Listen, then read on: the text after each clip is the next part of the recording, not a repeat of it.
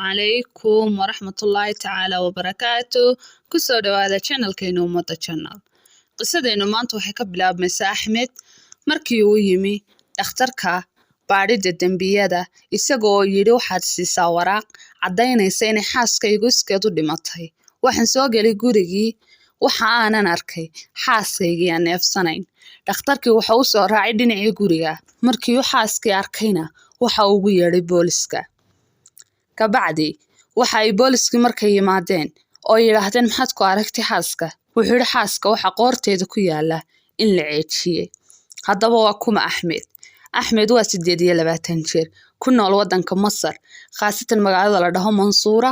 mandaqada waliba meel laga seeylaado Ahliya haddaba ninkan ayaa 4 bilood ka hor waxa uu guursaday Fadma waa 23 jir neerasa halka markay arrinkii marayso waxa loo sheegay reerkii dhalay Fadma in gabadhoodii dhimatay dabadeedna hooyadeed isla markiiba waxa ay tiri waxa dilay Axmed markii la yiri sababna waxay tiri 4 bilood inantaydu waxay ku noolayd cabsi iyo ninkan oo dilayay Axmed ayaa loo yeedhay waxa la yiri maxaa ka jira waxa islaanta kugu soo eedaysay wuxuu yiri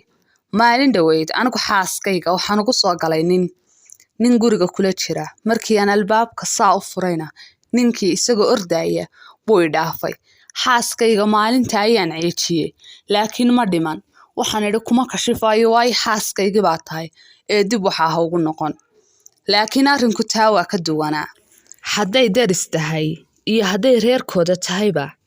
waxa lagu sheegay Fadma inay ahayd gabadh aad u dhowrsan aan marnimo laga filayn inay khiyaamayso ninkeeda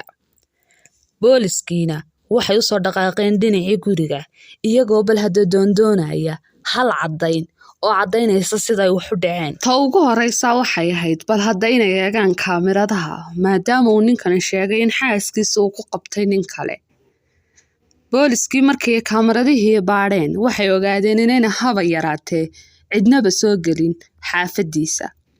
taasina waxay ka hor imanaysaa hadalkii ahaa nin ayaan ku qabtay gurigii ayay galeen waxayna bilaabeen baadhitaan ilaa ay heleen waraaqdan oo cadaynaysa wax kasta iyo qofkii dilka geystay waraaqdan waxa qortay Fadma waxayna qortay wax yar ka hor intii aanay dhiman iyada oo leh Axmed waa ninkaygii anaadka u jeclaa ninkii aan weligay ku riyoon jiray caruurtayda aan dhali doono isaga ayaa aabbo noqonaya taasina waxay cadaynaysaa Axmed inuu xaaskiisa dilay uuna ku sheegay inay ahayd bilaa sharaf oo nin kale ama Google dhaaf samaysay ama nin kale la tumanaysay waana la soo qabtay Axmed waana la xiray waxna lagu xukumay